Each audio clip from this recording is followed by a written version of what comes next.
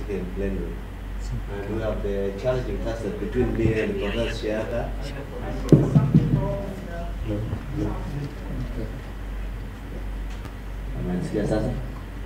Is that any better?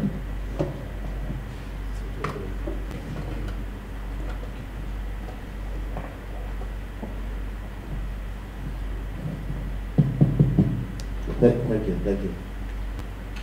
I was saying that I'll try to be as brief as possible, since after me there's Professor Shiaka and then plenary, and that's all to be done in the next 35 minutes. First, may I thank you, Madam Kiraso, not for inviting us, that you've always done, but for expanding the ranks of this dialogue to include persons who enrich and sustain this debate after you become unemployed. As you said, in the next fortnight or so.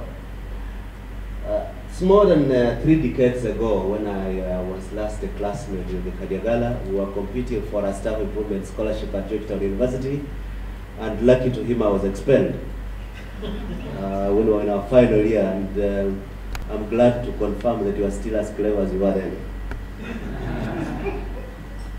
And you brought very interesting things.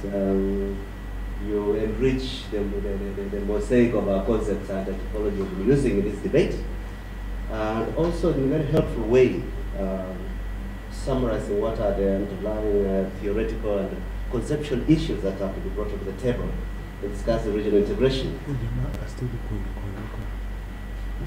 I want to thank the gentleman who spoke just before me, Colonel Luongo. That was very, very, very brilliant, sharing with us very, very, very intelligent insights. I'd never thought about how the donkeys make educated people think twice about what their role is. Some, you and I have come a long way. I remember Christmas in 2004, yourself, one gentleman then called Honorable, with His Excellency the President of the Republic of Tanzania, United Republic of Tanzania, and I spent Christmas Eve past midnight trying to beat the deadline because the customs union had to come in force on the first day of 2005.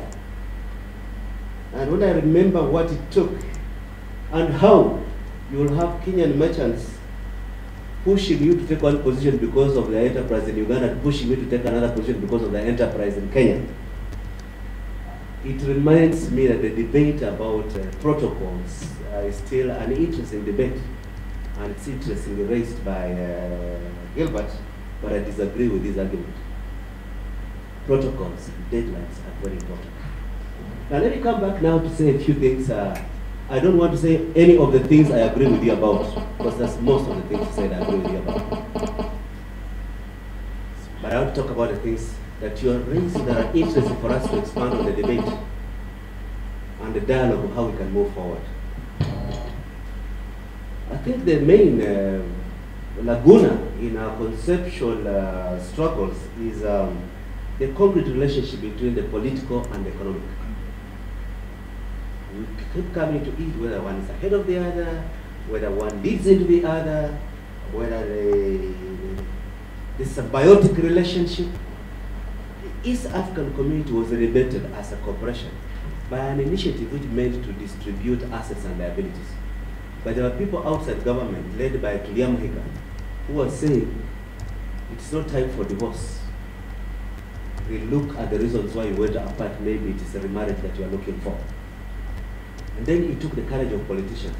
Some of them that some of us actually very much did not take respectively, like Moi, but with the benefit of hindsight, you say, they had the guts and courage to listen to voices that were telling them something that was not very popular in their countries specifically, to revive the community.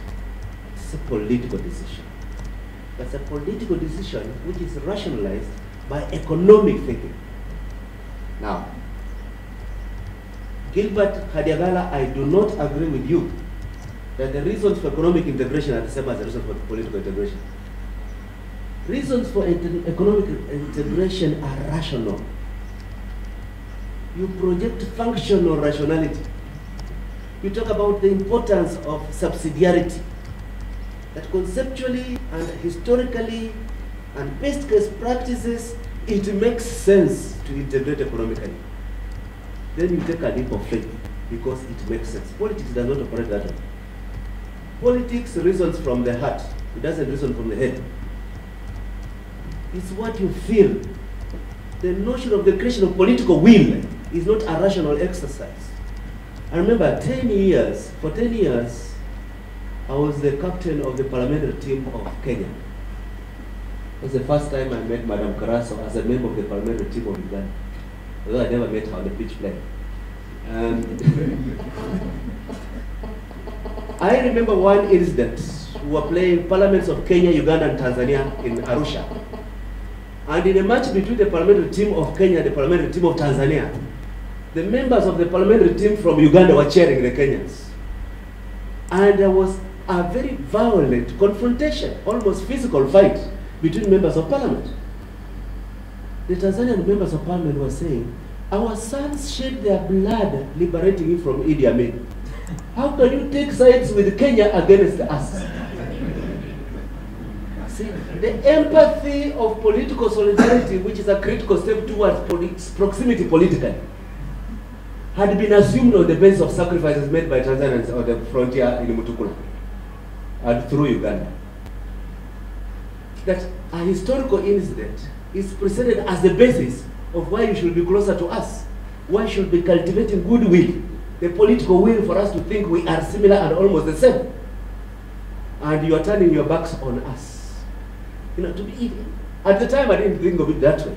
But when I think about it later on, I say it is markers like those which have not been adequately utilized by both Tanzania and Uganda, which are the capital for building political goodwill. They are not necessarily very rational. You cannot quantify them in functional terms, that because larger markets represent larger investment areas and therefore consolidate the marketing of a common tourist destination, that is rational to the bourgeoisie, rational to the intelligentsia, rational to the economist. But those are not the building blocks of political integration. It's how much you manage to construct the myth of solidarity, the myth of identity, the myth that we come from the same or that we have to stick together or perish, that translates the rational thinking that is so clearly set out in the economics of integration into the politics of integration. I think we have failed singularly in establishing the exchange rate between economic integration and political dynamic, popular political integration. The other way you can look at the challenge, I think, is economic integration, having started off because of political will, needs political will in order to create the institutions that can sustain integration. That we have negotiated protocols which we do not obey because we do not have a financial leviathan to oversee implementation. And to create a financial leviathan, you must have the political will to cede some of the so-called sovereignty. By the way, sovereignty is only lost when you are conquered and occupied. Sovereignty is not lost when you coalesce with others. In fact, on the contrary, you have enhanced sovereignty because you gain the strength of others. When we were talking here, I remembered something, and Sabkutes was talking something which reminded me about our smallness. Some of you might have remembered at the start of this year, the South African government stopped a plane load of Nigerians who are coming with fake yellow vaccination certificates. Some of those fake ones we usually buy for $50 at Kilimanjaro International Airport if you are coming from Kenya and you have not been vaccinated. That you declare have been vaccinated, but you are not vaccinated to get a certificate. Yeah. When South Africa did that, the next day, Nigeria announced that all South Africans go to Nigeria must have HIV tested certificates before they enter the country. Within a week, the foreign minister of South Africa went to Nigeria to apologize. If any of you try to that to South Africa, they'll go, then you'll go to hell. But if we did it collectively, they will come here to apologize. And that is a statement about whether the sovereignty is about how much you have believed the 19th century European myth of national uniqueness as nationalism, or you have grown the reality that you only matter by the gravitas you attract from numbers and strength. As a Kenyan, I would like to say something which I published in my regular Sunday Nation article 3 weeks ago. When Kenya discovered struck oil in Turkana, I said one of the main benefits for Kenya, I said when I meet my friends from Tanzania, I can look at them straight in the eye without blinking. Reason?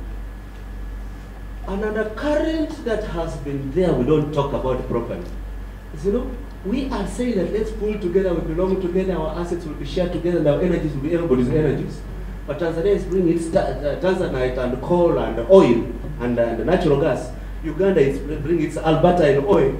And Kenya is only bringing its appetite to share with the others what is coming out of the country.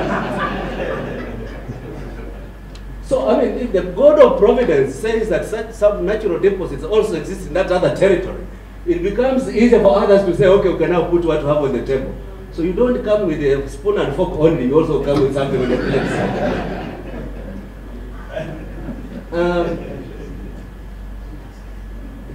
The sense of treaties and protocols and timeframes you mentioned, maybe before I just come to that, I want to, with acknowledgement that this is not an original idea, in our struggles over the past 1 year to contend with how do we keep the promise of the Treaty of Southern Community, which in the preamble projected that we move from a customs union, common market, monetary union to political federation. We have grown this sense which I think has not gotten sufficient public airtime, which is political federation is not a product at the end of the pipeline of financial, monetary, and economic integration. That such a structure is a false structure, intellectually. Economic integration can lead to a common market or even a monetary union. But the monetary union is a different railroad from the railroad that delivers you to political integration. It's just that they can be neighbors in such a way that they mutually reinforce each other. The more you are integrated politically, the more you have the will to create the financial leviathan necessary to transform a common market into a monetary union. We will see what has happened in the past 3 months. Merkel and Sarkozy have been attempting to create a financial leviathan to impose microeconomic policy discipline in deviant countries. And if you do not have the political will to create that leviathan, you cannot continue beyond the common market protocol in economic integration.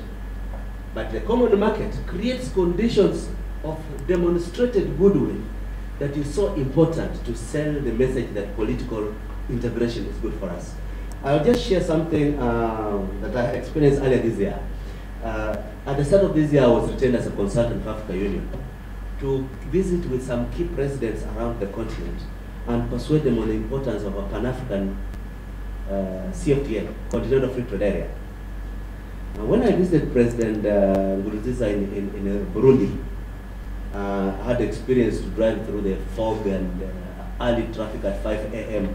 to visit his rural home up in the mountains towards Rwanda. The first thing that President Nkurunziza told me was I was very hesitant about joining the African community. Small Burundi, very weak business community, very, very limited and non-agricultural, non-subsistent agricultural foundation to open up to economies like Kenya, Uganda, and Tanzania. The consequences were a major risk for us to take politically. Then he said, but seeing Rwanda going that way excluded the possibility that we could also remain on the outside. And he said, one of the most important decisions that Burundi took is to have the courage to take the risk that beyond the textbook, it is possible for us to belong. And every Burundi person will tell you, every Burundi will tell you today, there are major gains of made which you'll never have made if you are not joining the African community. Then he said,